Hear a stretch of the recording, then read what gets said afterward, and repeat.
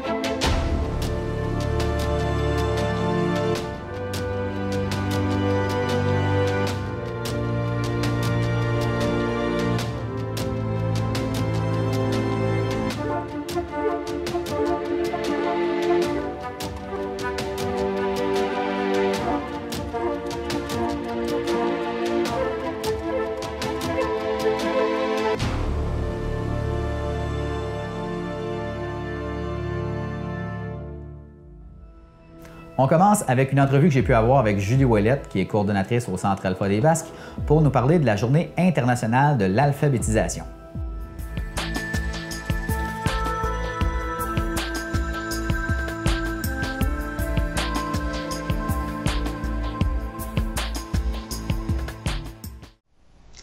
Dans le cadre de la Journée internationale de l'alphabétisation, je rencontre aujourd'hui Julie Ouellette, qui est coordonnatrice du Centre Alpha des Basques. Bonjour Julie. Bonjour Marc-André. Ça va bien? Oui. Dans le cadre de la Journée internationale de l'alphabétisation, le Centre Alpha a tenu une activité. J'aimerais ça que tu me parles tout d'abord de la Journée internationale. La Journée internationale de l'alphabétisation, c'est une journée importante pour nous parce qu'on souhaite faire des activités de sensibilisation pour que les gens prennent conscience qu'une personne analphabète, c'est un défi qu'ils ont tous les jours. Dans leur quotidien, ils doivent relever des défis, ils doivent vivre des situations un peu embarrassantes et pas très le fun. C'est pour ça qu'on souhaite, dans cette journée-là, faire une activité de sensibilisation. La journée que vous avez soulignée du 8 septembre, pouvais-tu me parler des activités que vous avez tenues cette journée-là? Oui, premièrement, vu que c'était la première activité de l'année, on a invité les membres, les participants et la communauté à venir manger une soupe populaire. On leur a offert la soupe, puis ils pouvaient dîner avec nous, puis discuter, puis c'est ça. Par la suite, on avait des activités de sensibilisation. C'était avant la pandémie, on avait comme organisé une activité avec les participants. On avait pensé avec les participants de faire cette activité-là. Ça a été monté par eux. Et sauf que la pandémie est arrivée, on a mis ça sur pause. Puis là, cette année, on a décidé de reprendre l'activité puis de le faire. C'est vraiment une activité où on mettait les gens qui savent lire et écrire dans les situations vraiment où ils perdent le repère puis qu'ils vivent vraiment le sentiment de je me sens pas bon, je suis en situation d'échec, tu sais, juste pour qu'ils ressentent le petit moton qu'une personne, quand elle perd ses repères, comment elle peut ressentir tout ça. Fait que c'était des stations. Les stations, c'était une station d'épicerie, au restaurant. Dans le fond, il devait commander comme en espagnol, avec un menu en espagnol. Puis, quelqu'un qui ne sait pas parler espagnol, là, c'est comme une personne analphabète, hein, les lettres. C'est les mêmes lettres, mais ça ne dit pas les mêmes choses. Là. Fait que c'est ça. Il y avait aussi à la pharmacie, à la pharmacie, souvent les dosettes, les prescriptions, ben oui, les pharmaciens maintenant sont super gentils. Ils donnent l'opportunité d'avoir toutes les pilules mises dans des dosettes normales, mais si quelqu'un prenait ses propres pilules et devait les mettre, c'est tellement compliqué de comprendre le matin, le midi, le soir. Ben, c'est ça. Fait qu'on on leur a fait vivre ces situations-là. Et ils devaient aussi appeler, prendre un rendez-vous par téléphone. Fait que c'est des petites situations comme ça que les gens devaient vivre et la majorité ont trouvé ça très difficile et on a gagné notre journée parce que, tu sais, dans le fond, on voulait qu'ils se sentent comme une personne qui ne sait pas lire écrire et c'est ce que ça a fait ressentir à tout le monde. Le travail d'alphabétisation, j'imagine que c'est un travail qui est assez costaud à l'année. Peux-tu me parler un peu du Centre Alpha des Basques? Et au Centre Alpha des Basques, on donne des ateliers de français, calcul, on donne des cours en informatique, on accompagne les parents pour les devoirs et les leçons. Présentement, nos participants qui viennent, c'est des personnes qui savent lire et écrire, qui comprennent la lecture, l'écriture, mais notre cheval de bataille, c'est d'aller chercher les personnes qui ne le savent pas. Parce que souvent, ces gens-là sont tellement habitués de vivre avec cette difficulté-là que, tu sais, ils vont pas se mettre, tu sais, exemple, quand on a peur de quelque chose, on va pas forcer à aller vers notre peur, tu sais, on va plutôt éviter la situation. Fait que souvent, ces gens-là, sans le vouloir, tu sais, ils vont éviter puis ils vont continuer de vivre dans ce qu'ils sont habitués de vivre. Fait que moi, dans le fond, ce que je souhaite, c'est dans la prochaine année, c'est que de parler du Centre Alpha pour que les gens autour qui connaissent quelqu'un qui sait lire à peine ou qui décode, qui ont de la difficulté à écrire, parce qu'il y a des signes qui font que les gens, on peut reconnaître quelqu'un qui ne sait pas lire, pas écrire. Fait que, tu sais, d'être à l'affût de ces signes-là, puis d'accompagner ces gens-là vers nous, au Centre Alpha des Basques, qu'on puisse leur donner ces petits outils ou les accompagner, puis, tu sais, il n'y a rien d'impossible. Tu sais, il y en a qui vont dire « Ah, ben je suis rendue trop vieille pour apprendre. » Non, il n'y a pas d'âge pour apprendre. Quand on veut, on peut. Il suffit de mettre du temps et de l'énergie, puis on y réussit. Quelqu'un qui voudrait participer aux activités du Centre Alpha peut le faire de quelle manière? Est-ce qu'il y a des périodes d'inscription? Pour l'alphabétisation en français ou Jim Cerveau, peu importe, ils peuvent s'inscrire tout au long de l'année. Présentement, on est en grosse période d'inscription. On commence les ateliers dans 2 semaines. C'est ça. Mais tout au long de l'année, quelqu'un peut arriver. Quelqu'un peut venir juste essayer un atelier, dire « Ah, je suis pas certain, mais je vais aller voir, je vais aller faire un atelier avec vous autres. Je vais voir l'ambiance du groupe. » Tu sais, puis ils prennent... Tu sais, il n'y a pas de contrat à signer. Tu sais, ils peuvent venir voir, faire une visite...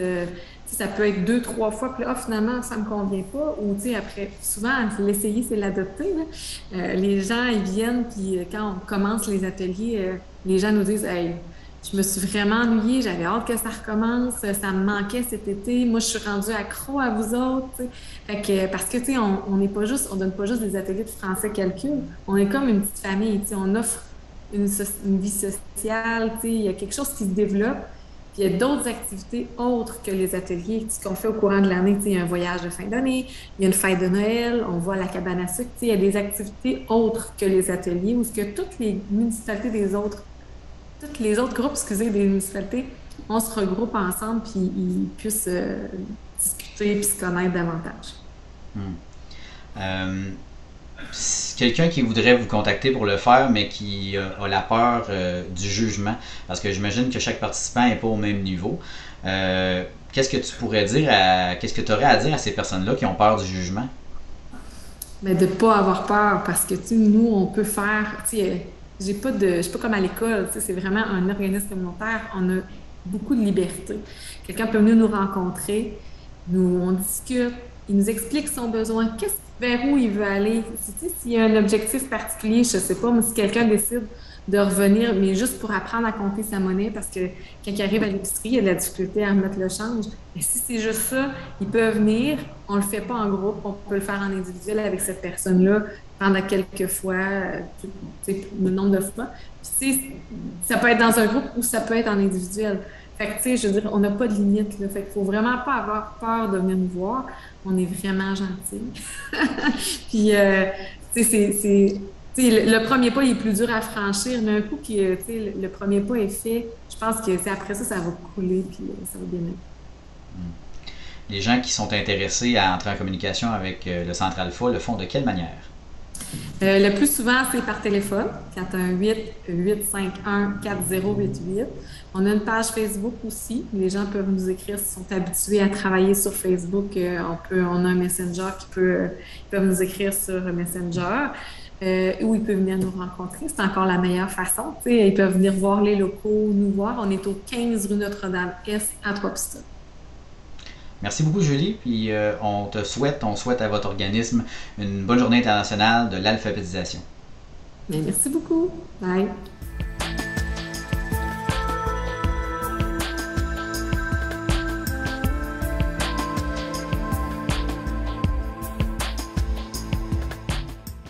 Maintenant, à l'émission, on va aller rencontrer Geneviève Deshôtels, qui est directrice générale chez Éducalcool.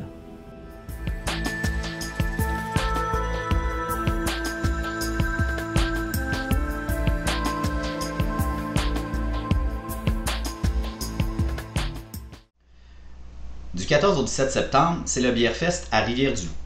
Et pour l'occasion, on vous parle d'une enquête qui a été réalisée l'année dernière par Cropt pour le compte d'Éducalcool, dans laquelle on apprenait que les consommateurs d'alcool au Bas-Saint-Laurent sont sous la moyenne québécoise au niveau de la fréquence de consommation d'alcool. Et pour nous en parler, on rencontre la directrice générale d'Éducalcool, Mme Geneviève Deshôtels. Bonjour, Mme Deshôtels. Bonjour. Vous allez bien? Je vais très bien, merci. Tout d'abord, j'aimerais ça peut-être que vous nous expliquiez à nos auditeurs qu'est-ce qui explique les habitudes de consommation des gens dans le Bas-Saint-Laurent. En fait, ce qui est intéressant de cette étude-là qu'on fait faire aux 2 ans, c'est parce que ça nous permet de cibler davantage nos programmes, nos campagnes en lien avec ce qui se passe dans chacune des régions. Bien sûr, on a nos messages de masse que vous voyez, que vous allez continuer de voir dans les différents médias, mais qu'est-ce qu'on peut faire particulièrement pour les gens du Bas-Saint-Laurent?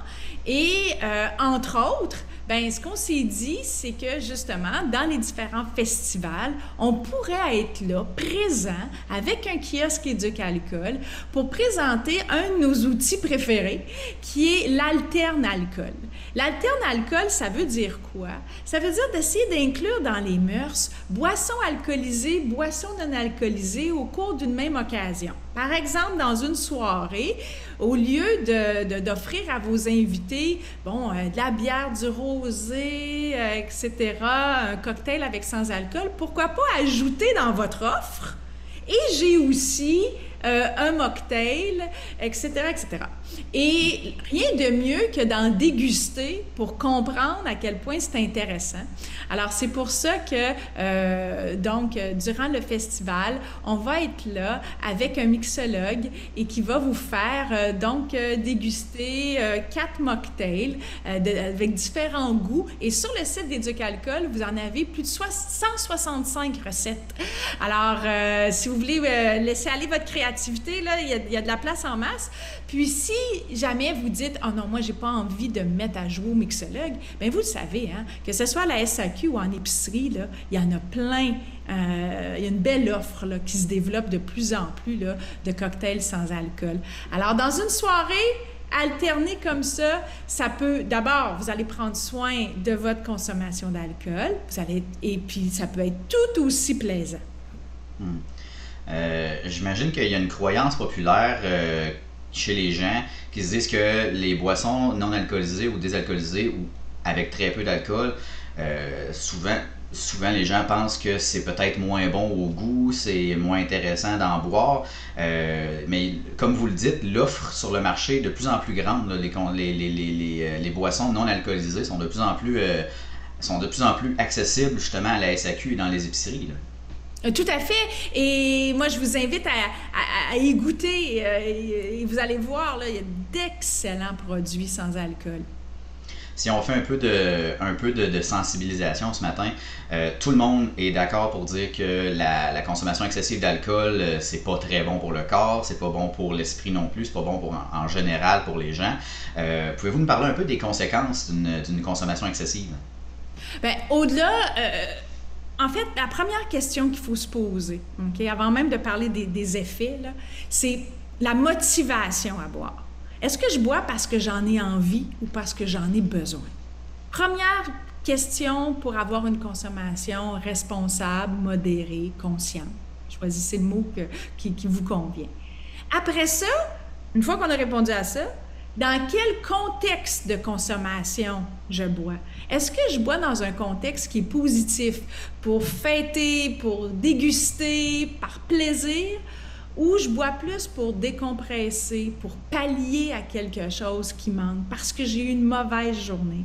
On peut le faire, mais encore une fois, je fais le lien entre la première question et la deuxième question. C'est-tu parce que j'ai eu une mauvaise journée que j'ai besoin de boire? Voyez-vous un peu le lien? Et ensuite, là, j'arrive à votre question. Quels sont les effets de ma consommation? Est-ce que j'ai des lendemains de veille? Est-ce que je suis moins performante au travail? Est-ce que je suis moins patiente avec les enfants? Est-ce que j'ai pris des risques pour ma santé, ma sécurité? Est-ce que j'ai dit des choses que j'aurais pas voulu dire? Voyez-vous, c'est ça. Et quand on arrive à se poser ce genre de questions-là, on arrive à déterminer la consommation qui nous convient, évidemment, en lien avec un certain, ce qu'on va appeler risque relatif. Parce que le risque zéro n'existe pas, mais de se dire, moi, je vais consommer avec modération, de façon consciente, parce que j'en ai envie dans un contexte où je vais être avec des amis, ça va être agréable, puis parce que je vais arrêter juste au bon moment, le lendemain. Je ne me rendrai même pas compte que j'en ai pris la veille. Vous le dites, c'est souvent une question de la raison de la motivation là, à boire. L'entourage d'une personne qui boit de façon excessive, comment est-ce qu'on peut se rendre compte qu'une personne dans notre entourage, justement, boit de façon excessive, tu sais, que c'est pas de façon standard, on va dire? Un des signes, c'est si la personne saute pas de journée. Hein? On dit souvent, essayez d'au moins sauter un jour, sinon 2 jours dans la semaine. Tu sais, quelqu'un qui aurait une consommation, j'ai envie de dire, plus routinière, ça fait maintenant partie de sa routine. On va essayer de sauter une journée. Hey, on saute-tu ce soir? Là, tu sais, on voit la réaction. Alors, ça peut être une des façons de pouvoir... après ça, avoir le prétexte pour réfléchir ensemble et discuter ensemble. Mais j'invite vraiment à la prudence et à surtout pas prendre un ton moralisateur ou paternaliste ou maternaliste dans ce genre de situation-là parce que ça aide pas. Vous utilisez un terme que j'aime beaucoup au niveau moralisateur. De participer au Bière Fest comme ça pour votre organisation. Est-ce qu'il y a des craintes justement au niveau au niveau de l'appréciation des gens qui vont penser que c'est moralisateur d'être sur place? En tout cas, j'espère que non, parce que nous, on le fait dans un esprit de découverte pour ajouter à l'expérience. C'est-à-dire, tu sais, vous allez là, voici le kiosque qui est là, venez déguster, venez apprendre sur le goût des différents mocktails, puis pour vous donner peut-être l'opportunité de les faire découvrir à vos invités, à votre famille, à vos amis. Puis en même temps, ça va faire en sorte de diminuer votre consommation d'alcool si jamais elle était un peu plus excessive. Alors, en tout cas, je vous dirais que c'est vraiment pas l'intention. J'espère que ça sera pris dans cette perspective-là. L'Éducalcool, c'est une organisation qui est connue là, au niveau de son nom depuis plusieurs décennies, j'ai envie de dire. Pouvez-vous nous parler un peu de l'organisation? En fait, Éducalcool, dans le fond, notre mission, c'est d'éduquer ceux qui choisissent de prendre de l'alcool. Hein? Alors, on couvre tous les gens au Québec qui choisissent de prendre l'alcool. Comment on le fait? On le fait par différentes campagnes de masse. Hein? Vous l'avez vu, que télé, radio, etc., médias sociaux, etc. On le fait aussi via des publications scientifiques très bien vulgarisées. Si vous allez sur le site, vous allez trouver une vingtaine de publications. Alcool et cancer, alcool et diabète, alcool et génétique. Enfin, il y en a une vingtaine comme ça. Alcool et mélange, alcool et cannabis, voyez-vous? Et ça a tout été révisé par des scientifiques de renom. OK? Et ça, c'est une chose. L'autre chose qu'on fait, on a des programmes dans les écoles. On fait des campagnes étudiantes dans des établissements post-secondaires.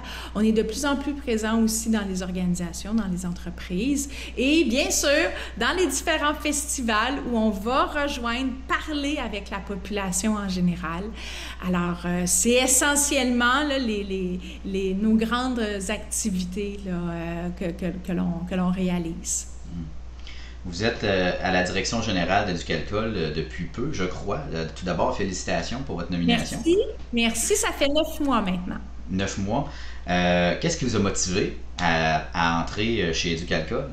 Mais moi, en fait, je vous dirais, à la base, je suis une spécialiste du développement du leadership. Alors, le leadership, c'est quoi? C'est de prendre des décisions pour soi, et si on choisit d'exercer le leadership dans une organisation, évidemment, pour une équipe. Mais là, je reviens à soi.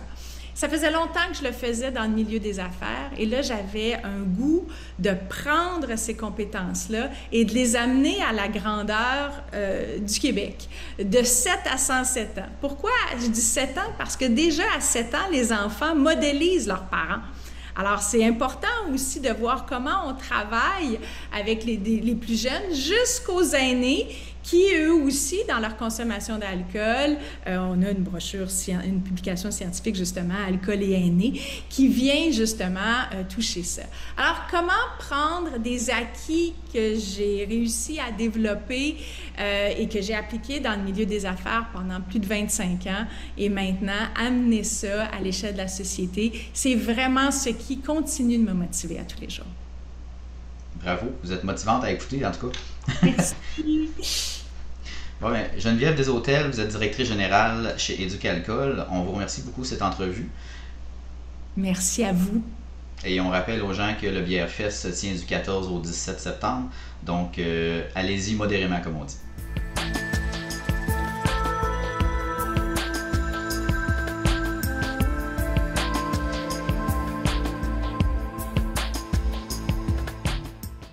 On est rendu au troisième reportage de l'actualité, Vegan en 30 minutes.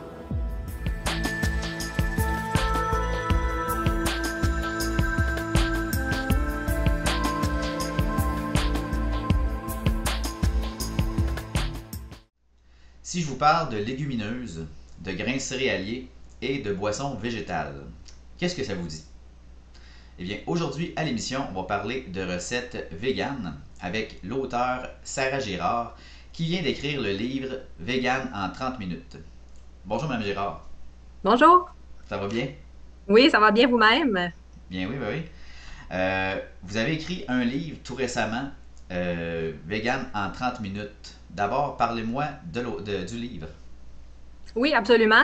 Vegan en 30 minutes, j'ai voulu ce livre-là pour toutes les gens qui puissent découvrir une alimentation végane simple, mais aussi pas dispendieuse parce qu'on sait que l'inflation, elle touche tout le monde et puis que la facture de notre épicerie, elle a augmenté. J'ai voulu aussi penser aux parents, à la logistique du soir quand on arrive à la maison avec nos enfants, qu'on a des devoirs, des leçons, un souper à préparer, des bains et des cours pour les enfants, etc.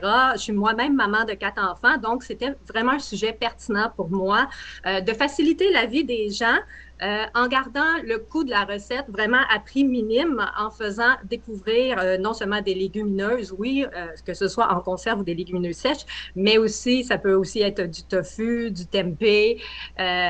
Faut pas être vegan pour se procurer ce livre-là. Je pense que c'est un sujet très à propos maintenant, une alimentation sans viande, d'ajouter des protéines végétales dans notre assiette. Non seulement ça diminue le coût de notre facture d'épicerie, ça a un impact sur l'environnement.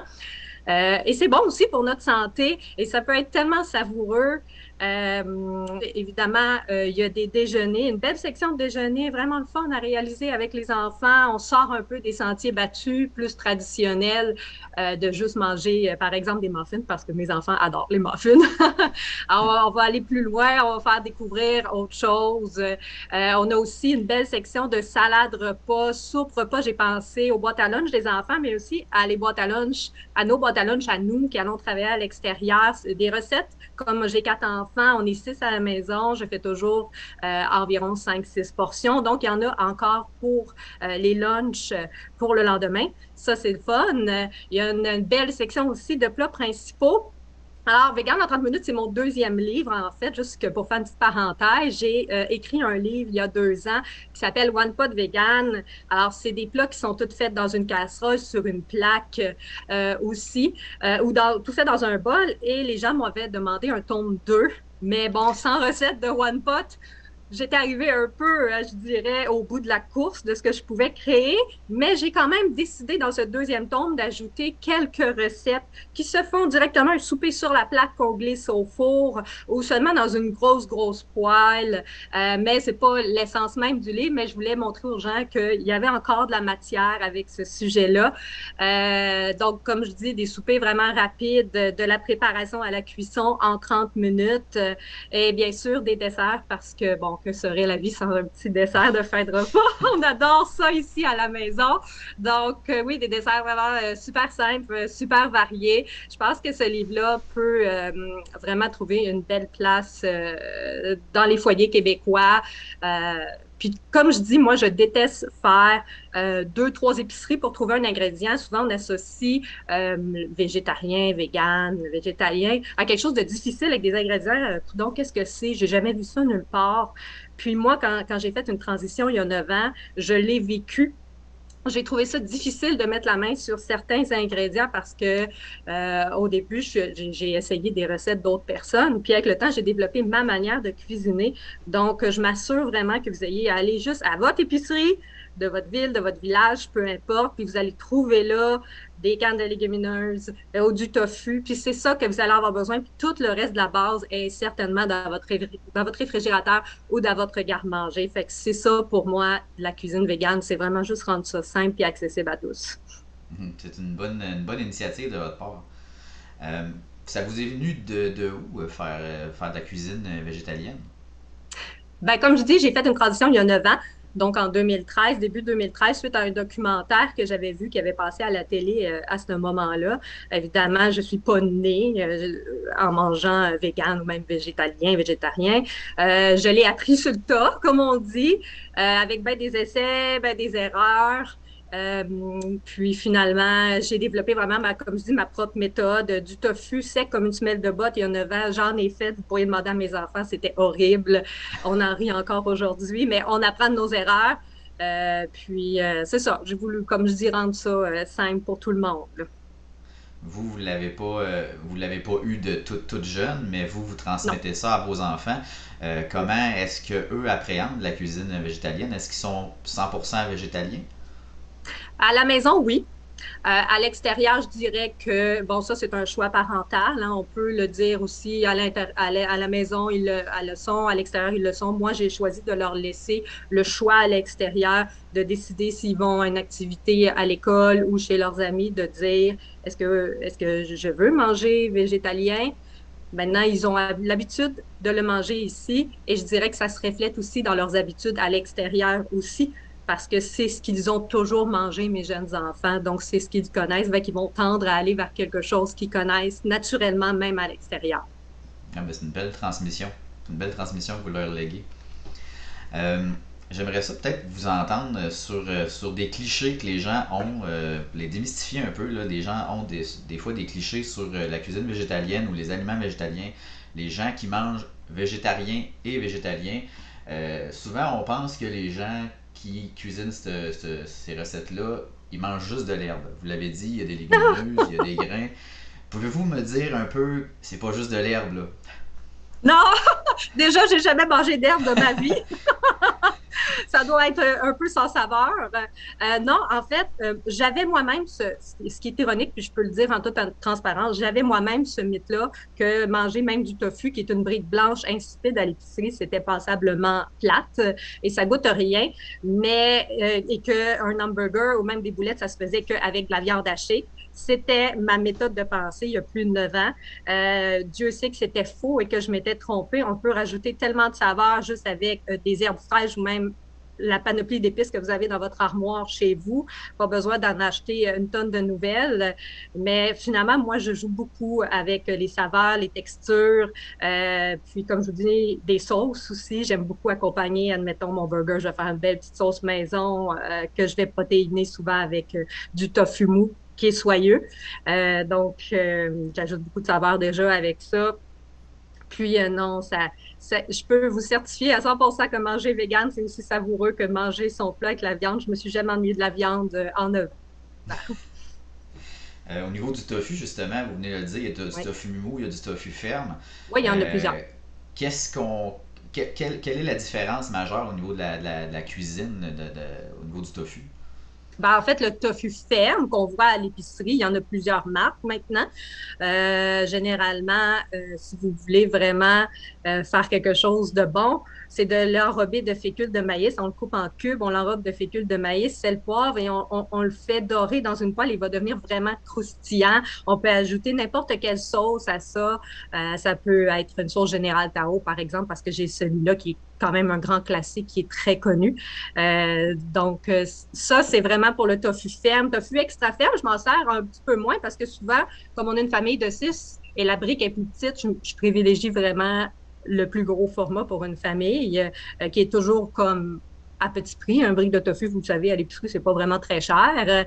Et puis, le tofu mou, par contre, moi, je m'en sers. C'est comme c'est très, très mou. On peut pas le couper. Ça se défait vraiment avec nos mains.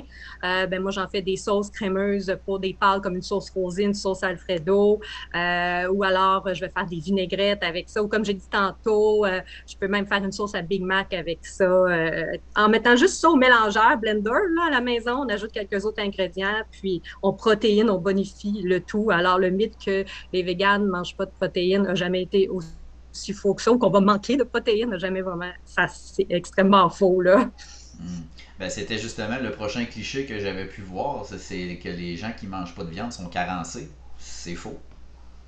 Oui, absolument. Absolument. Il y a autant de protéines, sinon plus. C'est des belles protéines végétales. Si vous regardez seulement la conserve de légumineuse en lisant l'information nutritionnelle sur le côté de la conserve, il y a déjà tout pour le comprendre. Il y a aussi, dans l'alimentation végétalienne, on rajoute aussi beaucoup les grains, donc les graines, les noix. Pour ma part, comme j'aime toujours garder des recettes à petit prix, c'est sûr que je cuisine plus avec des graines de citrouille ou des graines de tournesol. On peut les faire rôtir un peu avant d'aller ajouter à nos préparations. Alors, on bonifie encore davantage nos recettes en protéines, mine de rien. Alors, on a déjà la légumineuse, on rajoute des graines ainsi. Là, c'est sûr et certain qu'on vient de rajouter un beau boost là, de protéines. Qu'est-ce que vous auriez à dire aux gens qui pensent qu'on ne pourrait pas vivre dans un monde végétalien? Je pense qu'il faut l'essayer en premier, mais vous savez, moi, j'ai une approche très douce envers l'alimentation végétalienne, dans le sens que les changements ne se font pas du jour au lendemain. Moi-même, ça m'a pris plusieurs années avant de faire une transition complète parce que je n'amenais pas juste moi dans la transition, j'emmenais ma famille également. Donc, moi, je respecte tous les gens qui me disent, écoute, moi, Sarah, je mange végé à la maison juste une fois ou deux par semaine. Écoute, c'est déjà bien. Dans ton sens, tu fais une différence et c'est déjà bien. Et c'est ce que je veux emmener aux gens. C'est pas que tu deviennes végane à 100% du jour au lendemain. Si tu le fais, tant mieux parce que tu le veux, c'est bien. Mais si tu n'en ressens pas le besoin, tu peux le faire aussi à temps partiel comme ça. Ça va faire une différence sur ta facture d'épicerie. Puis tu vas en ressortir avec plein de bénéfices aussi pour ton corps. Moi, ça a beaucoup modifié mon énergie aussi, mon sommeil. J'ai vu vraiment une amélioration puis une qualité augmentée. Donc, c'est vraiment pas seulement pour ne plus manger d'animaux, puis la production alimentaire, on sait que c'est quand même un gros débat. C'est aussi justement, comme vous le dites, pour avoir une meilleure santé. Là. Ça bonifie la santé des gens. Là. Oui, on sent vraiment un niveau d'énergie différent. Évidemment, ça ne se fait pas du jour au lendemain. Je ne vais pas compter un mensonge. Hein. Je ne me suis pas levée le lendemain en me disant ouh, j'ai plus d'énergie pour ma journée. Non. Mais à mesure que le temps passe, on se sent vraiment différent. Ça peut être sur la digestion aussi, beaucoup, ou ceux qui ressentent des ballonnements et tout. Moi, j'ai senti vraiment une grande différence au niveau de tout ça. Il y a 10 ans, quand vous avez commencé, il y a 9 ans en fait, le monde végétalien n'était pas aussi ouvert qu'aujourd'hui. On ne retrouvait pas peut-être moins de recettes qu'aujourd'hui. Les aliments, c'était pas nécessairement. Tu sais, ça a beaucoup évolué en dedans de Oui. 10 ans, là, ce milieu-là. Là. Oui, absolument. Même 10 ans, j'ose pas imaginer les gens qui le sont depuis plus longtemps que ça. Maintenant, on a beaucoup de produits, je les appelle un peu plus des produits transformés, puis je suis pas en train de dire que c'est mal et tout, des produits transformés. Maintenant, je veux dire, l'offre végane, elle est très, très présente dans les épiceries. Vous y allez, vous allez voir des saucisses véganes, vous allez voir des crotons véganes. Il y a plein de choix véganes. Évidemment, ce n'est pas des choix que je privilégie, pas parce que c'est mauvais pour ma santé, parce que je veux toujours garder ma facture à petit prix. Donc, je reste vraiment avec tout ce qui est le plus simple et le plus accessible, encore une fois, pour les gens, parce que si je pense aux gens qui sont peut-être plus dans des régions un peu plus éloignées, je me dis, est-ce qu'ils sont capables de trouver ce genre de produit-là? Ben, peut-être pas. Au final, je le sais qu'à leur épicerie, ils vont trouver une canne de pois chiches, il n'y en aura pas de problème, tu sais. Fait que c'est pour ça que je garde ça vraiment simple. Mais c'est vrai que l'offre aujourd'hui, elle a vraiment explosé et je pense que la demande, elle est là aussi, que les gens sont de plus en plus conscients que ça peut faire une différence sur l'environnement, sur le coût aussi de la facture dans leur assiette, là, leur épicerie. Si on parle d'accessibilité, on va parler de l'accessibilité de votre livre. On Oui, revient au sujet principal. Votre livre est disponible en ligne et en magasin à compter du 28 septembre. absolument. Donc, on invite les gens à aller se le procurer pour ceux qui sont curieux, qui veulent en apprendre un peu plus, puis ceux justement qui veulent avoir un livre avec des recettes à petits coups et à un temps facile là, de cuisine, pour cuisiner. Donc, Sarah Girard, auteure du livre Vegan en 30 minutes et également One Pot Vegan. C'est un deuxième livre aussi qui serait intéressant à aller se procurer. Je vous remercie beaucoup pour cette entrevue. Merci beaucoup, ça fait plaisir. Bonne journée.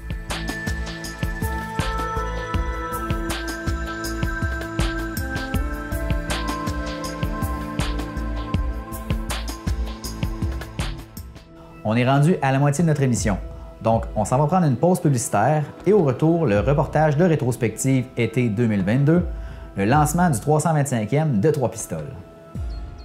Magasiner en français, c'est partager notre langue, notre savoir-faire dans nos actions et nos échanges. C'est participer à la croissance des entreprises d'ici. C'est se choisir en tant que personne fière d'elle-même et de son identité si unique. C'est faire grandir une langue internationale pour ceux qui l'apprivoisent. C'est s'aimer, partager et propager maintenant et pour toujours son identité québécoise si inspirante. Magasiner en français, c'est acheter ici et en français. Un message d'Impératif français. Vous prenez soin d'une personne de votre entourage à temps plein? Vous aimeriez avoir un moment de repos? Le Capable dispose maintenant d'un endroit chaleureux pour accueillir votre personne aidée pendant quelques heures ou quelques jours. L'appartement est situé à l'intérieur de la résidence Montchez-nous de Saint-Éloi et les coûts sont de 25 $ par jour, incluant les 3 repas et l'assistance d'une préposée qualifiée du Capable durant toute la durée du séjour. Pour en savoir plus, composez le 88 851 4040. On est de retour, donc comme je vous ai dit avant la pause, on s'en va maintenant voir le reportage rétrospective été 2022, le lancement des activités du 325e de Trois Pistoles.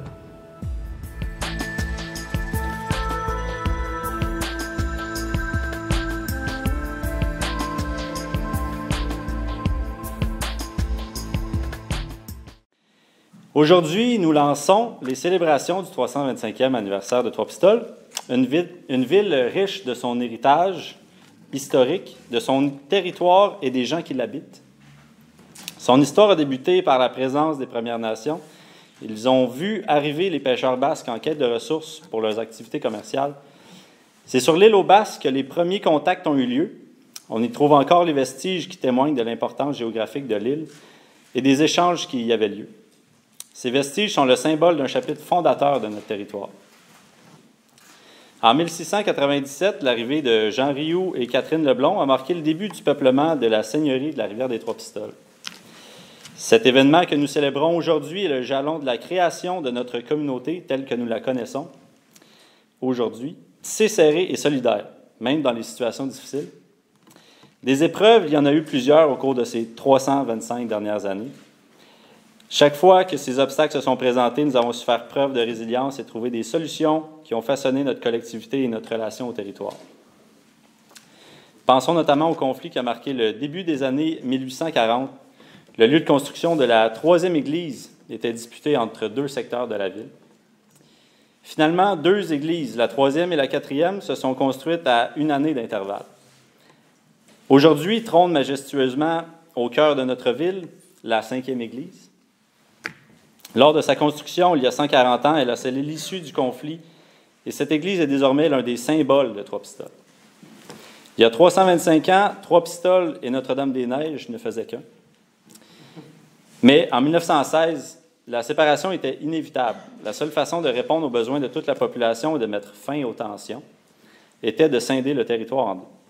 Aujourd'hui, nous voulons célébrer l'anniversaire de tout notre territoire, mais aussi l'harmonie et l'esprit de collaboration entre Notre-Dame-des-Neiges et Trois-Pistoles, des valeurs partagées qui nous laissent entrevoir un bel avenir.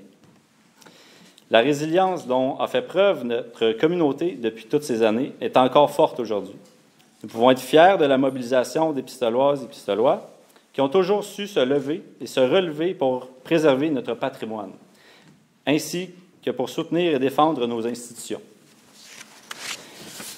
L'une des preuves récentes de notre ténacité est la sauvegarde de notre traversier. En 2019, c'était la 5e fois que les citoyennes et citoyens se soulevaient pour maintenir en vie la traverse et son bateau. 5 fois, nous avons dû nous battre pour défendre notre lien maritime, et encore une fois, on y est arrivé. Une autre preuve de résilience qui a traversé les époques est celle de l'École d'immersion française de Trois-Pistoles. Ce partenariat entre la ville de Trois-Pistoles et l'Université Western de London, en Ontario, célèbre cette année son 90e anniversaire. Ce lien fort a su résister à une guerre mondiale et une pandémie. Cet exploit n'aurait pas pu être possible sans une communauté solidaire et unie. J'ai moi-même eu l'opportunité de contribuer à la préservation de ce partenariat lorsque, pour la première fois de son histoire, l'École a dû tenir ses activités en mode virtuel pour s'adapter au contexte particulier du moment. Rien ne s'est déroulé comme à l'habitude, mais c'est ce qui nous a permis de constater la force du lien qui unit notre ville et l'Université Western. Connaître notre passé permet de comprendre qui nous sommes aujourd'hui. C'est aussi une façon d'élaborer une vision claire de notre avenir et de développer le potentiel de notre communauté avec justesse. J'éprouve une grande fierté de m'adresser devant vous aujourd'hui en tant que 23e et plus jeune maire de Trois-Pistoles pour lancer les festivités du 325e et entamer les prochains chapitres de cette belle histoire. L'anniversaire de Trois-Pistoles doit être célébré de façon à réunir chacun d'entre nous qui font partie de son territoire et de son avenir. C'est également une façon de souligner nos fiertés et de réitérer nos valeurs. À cet égard, il est incontournable de souligner la présence de celles et ceux qui occupaient ce territoire avant l'arrivée du premier seigneur. En l'honneur des contributions passées, présentes et futures des peuples autochtones, nous tenons à souligner que la ville de Trois-Pistoles est établie sur le territoire non cédé de la Première Nation, Wolastoqua et Wasipequa. Nous tenons aussi à saluer et remercier la nation Mi'kmaq du Québec de nous permettre de fouler les terres qu'ils ont arpentées. Cette déclaration atteste de leur présence, tant historique qu'actuelle. L'idée maîtresse de ce 325e anniversaire de Trois-Pistoles est qu'elle soit tout d'abord festive, rassembleuse, marquée du double signe de l'inclusion et de la proximité. À travers ces festivités, nous œuvrons pour un passé mémorable, pour un présent qui nous ressemble et pour un avenir toujours plus prometteur. Cette déclaration atteste donc de leur présence tant historique qu'actuelle et nous croyons que la reconnaissance et le respect sont indispensables à l'établissement de relations saines et réciproques avec les peuples autochtones et à la poursuite du processus de réconciliation. J'invite maintenant Mme Odette Rioux, représentante du Conseil des sages de la nation Wolastoqua et Wasipequa, à vous adresser quelques mots. C'est un honneur pour moi d'être ici comme délégué de la Première Nation Wolastoqiyik Wasipequa. Au nom du Conseil des sages, je me permets de vous remercier pour cette reconnaissance. Mes ancêtres Wolastoqey ont occupé ces terres pendant des millénaires. Ils parcouraient la rivière Wolastoq, connue sous le nom du fleuve Saint-Jean au Nouveau-Brunswick.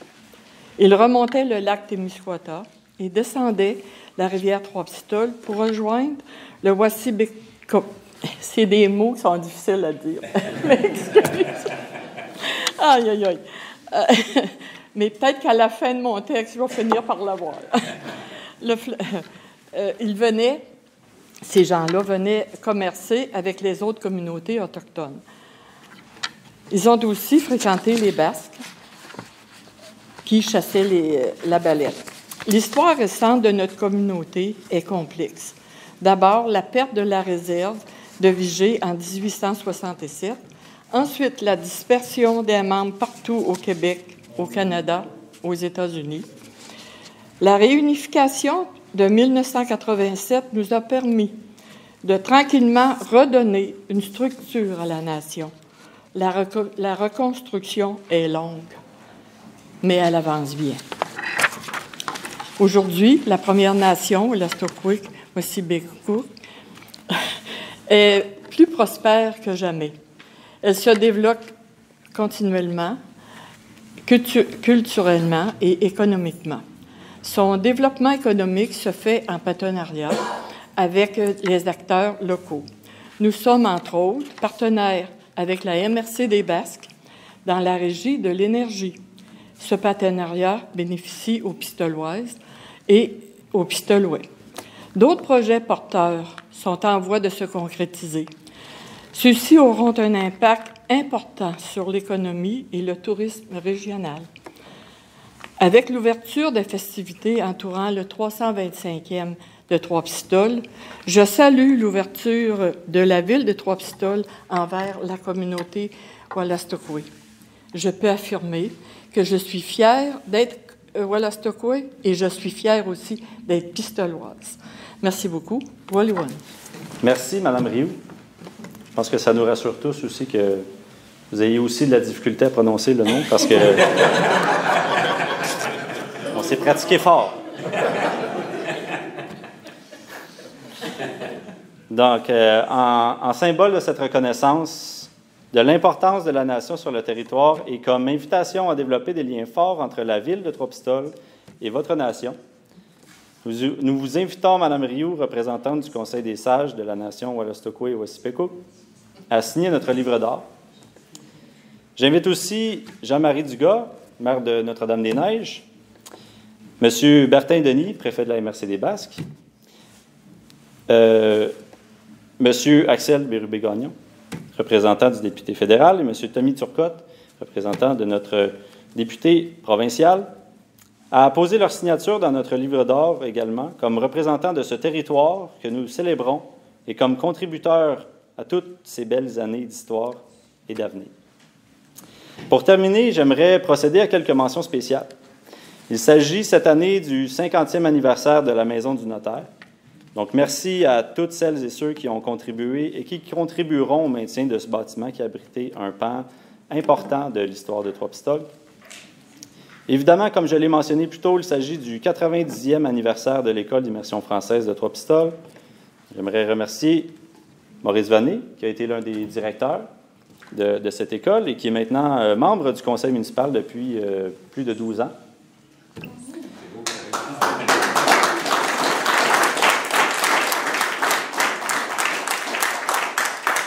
Et évidemment, merci à Cathy Assari, qui n'est pas ici avec nous, mais qui est l'actuelle directrice et avec qui j'ai eu l'honneur de travailler, pour qui j'ai une profonde admiration. Et nous devions faire cette cérémonie dans le parc, mais température oblige, ça m'a dû nous ajuster. Mais j'en profite quand même pour remercier le Conseil de la Fabrique pour leur grande collaboration et les immenses efforts que les membres ont fait et font toujours pour la préservation de ce symbole depuis l'érection canonique de la paroisse il y a maintenant 195 ans. C'est pas rien. Donc, je vous invite tous et toutes à participer à nos activités du 325e. On va en avoir toute l'année. Nelson va nous faire le portrait bientôt, mais donc je vous invite à participer. Merci beaucoup d'être ici. Merci beaucoup de porter attention à ces festivités. Donc, joyeux anniversaire à Trois-Pistoles. Merci. Je vais commencer par faire une petite introduction. Je suis nouvellement arrivé dans le coin de Trois-Pistoles. Je suis arrivé en plein cœur du dernier, l'espéronton, hiver pandémique. Mon premier et présentement seul mandat a été de coordonner les festivités du 325e. J'arrivais donc début 2022 pour fêter puis pour organiser des fêtes. 4 mois plus tard, nous y sommes. Nous débutons les festivités, nous débutons et nous ouvrons le thème retenu qui est Trois-Pistoles, follement 325e. Trois-Pistoles, follement 325e est le projet proposé à la communauté par celles et ceux qui travaillent, qui s'investissent pour vous et avec vous. Les activités et la programmation qui vous seront présentées ce soir, tout comme le logo, la signature, les valeurs qui seront véhiculées tout au long du jubilé de Trois-Pistoles, sont les fruits de bénévoles issus du milieu qui se sont investis pour vous depuis 4 mois déjà, d'un travail qui se poursuivra pour la suite. Et j'aimerais donc débuter par les remerciements d'usage et après ça, je vais avoir cliné ça, fait qu'on va pouvoir parler des festivités. Fait qu'à tout Seigneur, tout honneur, mes premiers remerciements vont à Mme Pascale Rio, directrice générale de la Ville de Trois-Pistoles, et au maire, M. Philippe Guilbert, évidemment, de m'avoir embauché. Je remercie aussi les conseillères et conseillers, des personnes impliquées pour vous, en votre nom, à l'Hôtel de Ville de Trois-Pistoles.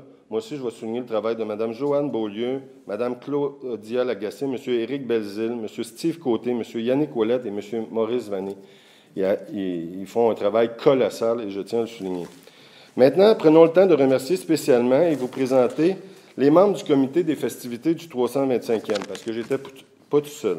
Ces membres ont orienté la programmation, développé les idées, participé à de nombreuses rencontres, le matin et le soir, approuvé les bons et refusé mes mauvais coups, mais m'ont surtout beaucoup supporté dans ce travail-là.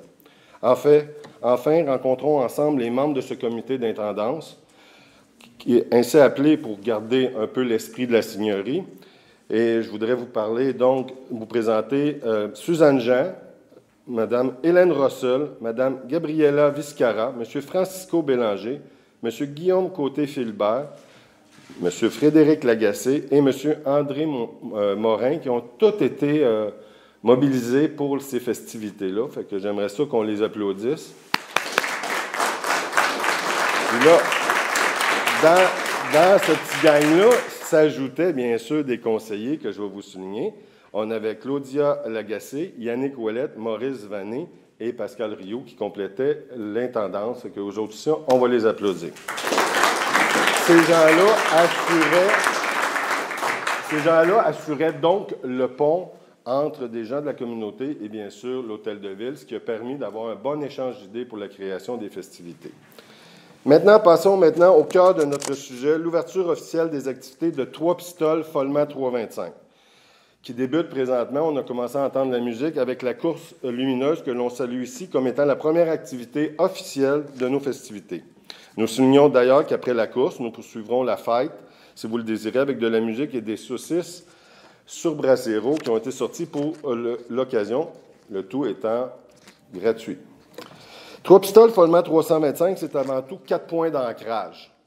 Le premier, c'est l'esprit qu'on va véhiculer pendant ces festivités-là. Le deuxième, c'est la signature qui va vous être présentée. La troisième, c'est les valeurs qui vont être promues pendant les festivités. Et enfin, bien sûr, les activités par elles-mêmes. Donc, son esprit, c'est un passé, on l'a souligné, à se remémorer, puis c'est un présent à s'approprier. En célébrant le 325e anniversaire de l'arrivée de ses ancêtres fondateurs, Jean Riot et Catherine Leblanc, Trois-Pistoles se donne une occasion privilégiée de se remémorer un passé fait de résilience, de courage devant l'adversité, d'enracinement à un coin de pays dans le but de le voir grandir ensemble. C'est un des mots forts des festivités, c'est d'être ensemble. On l'a souligné, M. le maire l'a souligné, donc c'est resté bien sûr dans les orientations de départ. On se donne aussi une occasion exceptionnelle de s'approprier notre présent, de redécouvrir tout ce qui fait la richesse de notre milieu et d'en faire un sujet de fierté on ne peut plus légitime. C'est à vous et pour vous. Quand je suis arrivé au départ, on parlait, il fallait que j'identifie qu'est-ce qui était. On a parlé de la mer, on a parlé de tous les symboles, toutes les beautés qu'il y avait sur le territoire, et donc on a aussi voulu les valoriser. Le comité d'intendance a travaillé fort et donc on aura des activités qui vont se dérouler de juin 2022 à avril 2023. La programmation a été construite afin de rejoindre le plus grand nombre d'entre nous. Vraiment, on a voulu couvrir toutes les clientèles avec toutes les approches possibles.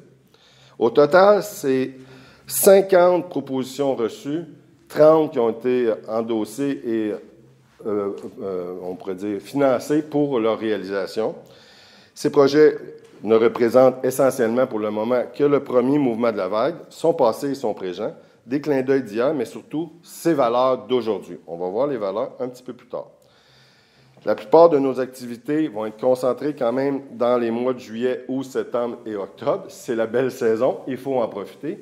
Et donc, suite à ça, on va tomber dans une espèce de deuxième mouvement qui va nous conduire vers une réflexion et des activités pour construire ou penser notre futur.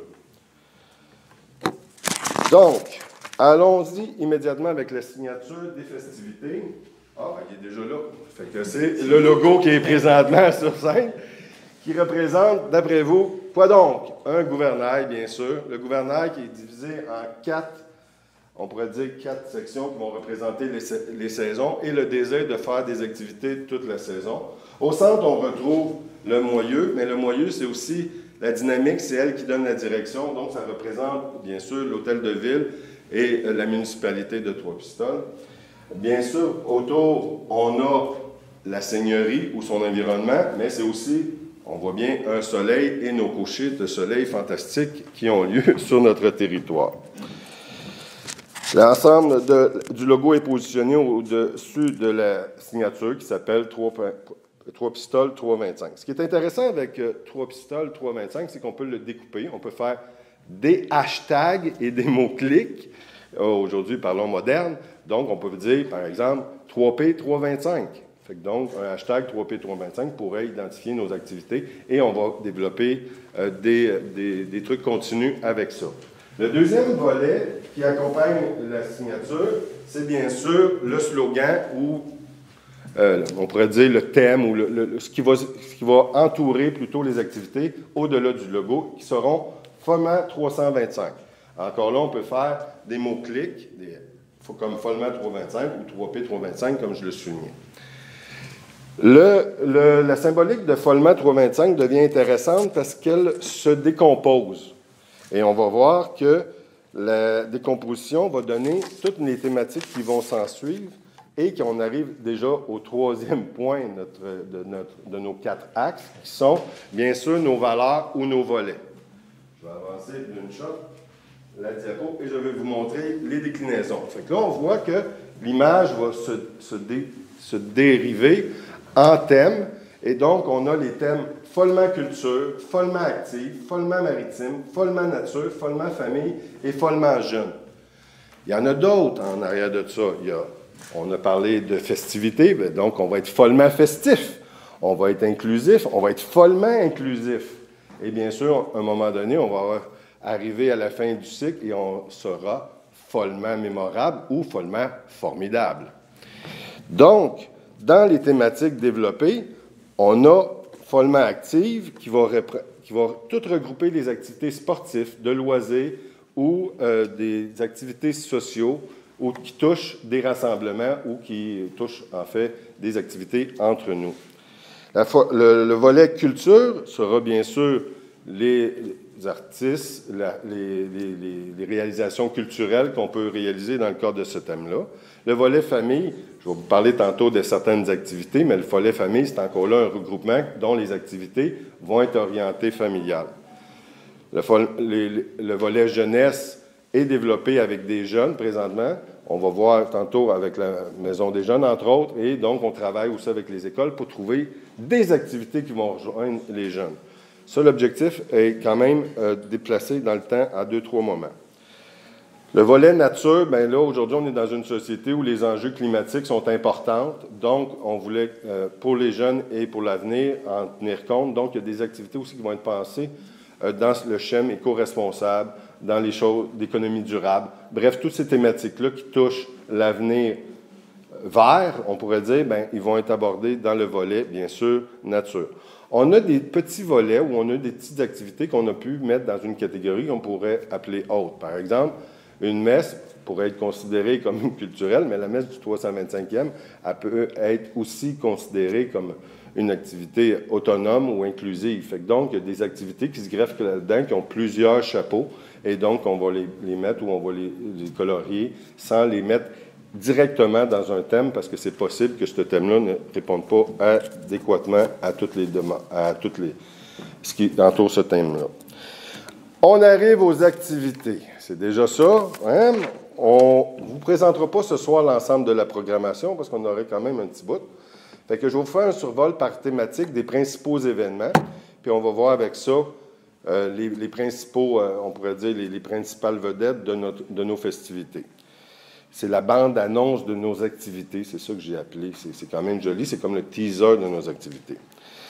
Premièrement, j'aimerais vous dire que c'est par et pour la population de Trois-Pistoles. La gamme d'activités offertes dans le cadre des fêtes du 325 reflète une préoccupation bien réelle de se joindre et de se fondre dans le quotidien des gens. Donc, une des approches, ça a été de bonifier les activités qui existaient déjà sur le territoire de manière à lui donner un peu d'étoffe ou des années un peu plus loin, faire ce qu'on appelle un bon oomph pour dire « Hey, ça, c'est intéressant, on a une activité clé au sein d'une activité qui était déjà existante. » Donc, sur le terrain, on aura les valeurs familiales, la tradition sportive, une culture éclatée et inspirante, une nature omniprésente, une relève présente et audacieuse et un volet, bien sûr, indissociable de nos activités quotidiennes. Vie active. Voyons les premières activités. Quelques activités que je vous présente. Bien sûr, la course lumineuse est assez incontournable. La musique vient de commencer et on va avoir plein de gens dans les rues qui vont courir. On a aussi dans les activités, on aura une journée vitrine de nos organismes sportifs et loisirs le 17 septembre. On a des journées ou des activités découvertes. Tous les organismes vont faire plein d'activités découvertes où ce qu'on va pouvoir aller essayer. Par exemple, la journée kayak de la coop kayak aura lieu le 11 septembre de 10h à 12h. Donc, ça va nous permettre de découvrir aussi tous les organismes qu'on a en essayant des trucs qu'on n'aurait peut-être jamais fait avant. On aura des journées spéciales. On a un marché public le 12 juin 2022, et je veux vous en parler spécialement parce que cette journée-là, on va lancer aussi un élément qu'on ne vous a pas présenté encore, qui est ici dans mes mains. On a fait faire 325 petits copes comme ça, de 9 plantations de tournesol, qui vont être la fleur emblématique des festivités du 125 de Trois-Pistoles.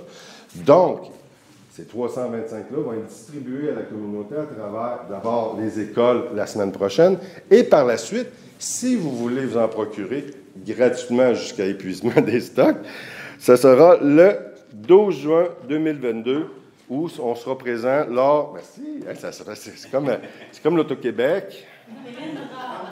Angela, c'est ça. Donc, à la fête du jardinage, au marché public, le 12 juin 2022, où nous serons présents pour distribuer ces fameuses multicellules. Donc. Et, bien sûr, le 12, on aura un petit privilège pour ceux qui viendront nous voir. Nous aurons dans nos mains le guide des festivités avec la programmation complète. La programmation complète va être lancée vraiment le 15 juin. Pourquoi on n'avait pas toutes les activités présentement? Parce qu'il y en a beaucoup, comme je vous ai mis dans le contexte au départ, c'est qu'on a construit ça et toutes les dates, j'ai encore eu une confirmation ce matin de certaines activités. Fait que ça rentre, mais je ne voulais pas toutes les lancer. Mais le 15, là, on ouvre les vannes, c'est les grands lancements de la programmation comme telle. Donc, vous allez voir des cahiers spéciaux arriver, de la publicité, le petit guide. On va être partout pendant cette semaine-là. Vous allez nous entendre sûrement dans les médias, où on espère que les médias vont nous rappeler pour en savoir un petit peu plus. Fait que ça nous donnait un petit peu de temps, mais ça nous permettait aussi de mettre en place tous les outils qui sont autour. D'ailleurs, un de ces outils-là, et je vous invite à le prendre en note immédiatement, ça va être le site Internet qui va s'appeler follement325.com. À partir de cette source-là de départ, on va se retrouver, bien sûr, comme je disais, avec toutes les dérivés, sur Facebook avec un Follement 325. Bref, partout, ça va être Follement 3 pistoles, Follement 325e qui va être véhiculé et vous devriez avoir un grand punch à ce moment-là. Mais d'ici là, ceux qui ça le tente, si vous voulez, parce que vous êtes ici, vous allez le savoir, il va être mis en ligne le 12 juin, secrètement, pour qu'on puisse le voir, pour ceux qui le savent, avant. Fait que vous aurez ce privilège-là. Si vous voulez l'avoir en format papier ou réserver votre exemplaire du guide des festivités, bien, venez nous voir le 12 au marché public. On va avoir un petit kiosque. On a des belles lettres à mettre en place et on a une belle décoration. Revenons à nos moutons. Des spectacles qu'on va avoir aussi thématiques. On va avoir des spectacles thématiques. Par exemple, le groupe Gymnos, sa thématique, ça va être les 325e, l'histoire, tous les éléments qui tournent alentour de nos festivités, les légendes. Peu importe, le thème qui va être exploité par ces spectacles-là vont être des thèmes tournant autour des festivités. Bref, passons à la vie culturelle. Au niveau de la chanson et de la musique, les festivités seront riches d'activités. Il suffit de penser que la première se déroulera dès la semaine prochaine avec un spectacle de l'ensemble vocal Synergie, dimanche le 12 juin 2022 à 14h, ici, au parc de l'église de Trois-Pistoles. Et s'il y a pluie, parce que là, on le dit maintenant, la remise sera au 19 juin. D'ailleurs, tous les événements, il faut prévoir des remises en cas de pluie. Et ça rentre aussi en conflit avec tous les autres événements qui ont cours. Fait que donc, on s'en préoccupe. Dans ça, on a suivi, autre annonce, le 24 juin, c'est les festivités pour la fête nationale. Donc, ça aussi, ils vont être pris dans nos festivités et on va le suivre avec ça. Donc, il y aura, et oui, on fêtera la Saint-Jean à Trois-Pistoles en 2022. Présente tout au long des festivités, le volet culturel ou culture prendra vraiment son envol dans les arts de la scène en septembre avec de multiples spectacles tels qu'un cabaret du 325e sous la direction artistique de Mathieu Barrette, qui aura lieu en septembre, exactement. Plusieurs invités de marque qui sont d'ailleurs attendus. On a un autre aussi projet qui s'appelle les Résonances pistoloises. C'est des spectacles qui vont souligner l'apport des bandes de musique dans la culture et bien d'autres encore. Et ça va avoir lieu aussi en septembre. Par ailleurs, plusieurs autres arts seront de la programmation. Il suffit de penser à la Maison du notaire, en collaboration avec la Société d'histoire et de généalogie de Trois-Pistoles, qui offrira une exposition féministe intitulée « Pistoloise de mère en fil », qui s'attardera à la présence des femmes dans l'histoire de la municipalité. L'inclusion, ça va partout, donc dans toutes les directions, et on va valoriser tous les gens. Et pour moi, on va valoriser les dames, et j'en suis fort heureux. Donc, on a aussi une dame qu'il faut souligner le travail, qui va faire un projet qui s'appelle Lise Bélanger, qui est originaire de Trois-Pistoles, qui représente les arts textiles via la création de 5 toiles textiles sur les légendes de Trois-Pistoles, considérées par notre équipe comme un legs tangible suite aux festivités. Dave Jennis va être ici est anticipé pour une lecture de la Cendre des os par la troupe Ondinoc, les Grandes Gueules qui auront toujours lieu, le Vent gourmand, bref, des collaborations qui existent déjà, qui sont encouragées. Vie familiale, je ne citerai que 2 activités, il ne nous en reste pas beaucoup, on achève. La Grande Glisse du 325e qui aura lieu le 30 juillet, à ne pas manquer, c'est la journée famille par excellence. Et il y aura une activité qui s'appelle Zocalo pour la fin du mois d'août. Les jeunes, je veux souligner qu'il va y avoir un skate park Demo Fest qui va être fait avec eux autres le 10 septembre prochain. Il y aura des rallyes, des chasses au trésor, des défis TikTok, etc. Et un volet scolaire est en développement. Maritime, j'attire votre attention sur l'Héritage 1, notre magnifique traversier qui fera une traversée festive le 10 septembre, exactement. Il y a 3 P sur le quai au coucher du soleil par l'artiste Enke Natacha Foster. Et bien sûr, on a des activités proposées par Soraïda Caron, danseuse professionnelle émérite, qui tiendra sa 2e édition de OK, on danse le 25 août prochain. En terminant, je vous ai parlé des tournesols pour le volet nature. Mais ce que je tiens à vous dire, c'est qu'on a une conscience que toutes nos activités soient éco-carbone le plus bas possible. Fait qu'on fait vraiment des pieds et des mains pour maximiser ce volet de nos festivités. Voilà pour l'essentiel. Presque, avant de finir, j'aimerais quelques remerciements que j'ai sautés tantôt, mais je reviens avec ça. En fait, j'aimerais remercier mes collègues du bureau qui travaillent très fort aussi à ces festivités-là. Sarah, Amélie, Chantal, Nancy, Geneviève qui est là. Steve aussi, j'ai vu. Steve qui est là, ben oui. Daniel, André, Francis et plusieurs autres que j'aimerais vraiment qu'on salue et qu'on remercie parce qu'ils travaillent fort juste aux travaux publics.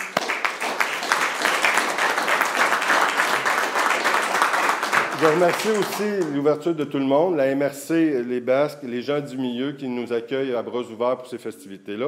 Et enfin, le Street sur le Sunday, je remercie les bénévoles qui vont travailler avec nous autres aux festivités du 325e de Trois-Pistoles, qui sont aussi, vous le savez, le nerf de la guerre. Ces gens-là donnent sans compter. Merci beaucoup. Bravo. Et voilà, c'est terminé.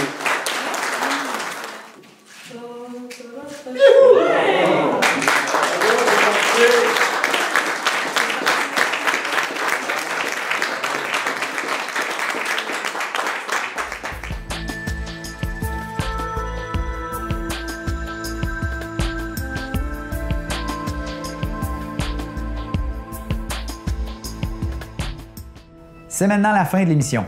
J'espère que vous avez apprécié le contenu qu'on vous a présenté cette semaine.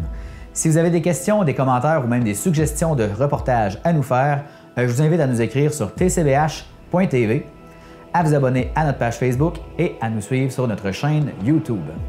Sur ce, je vous souhaite une très belle semaine et nous, on se revoit la semaine prochaine pour d'autres infos TCBH.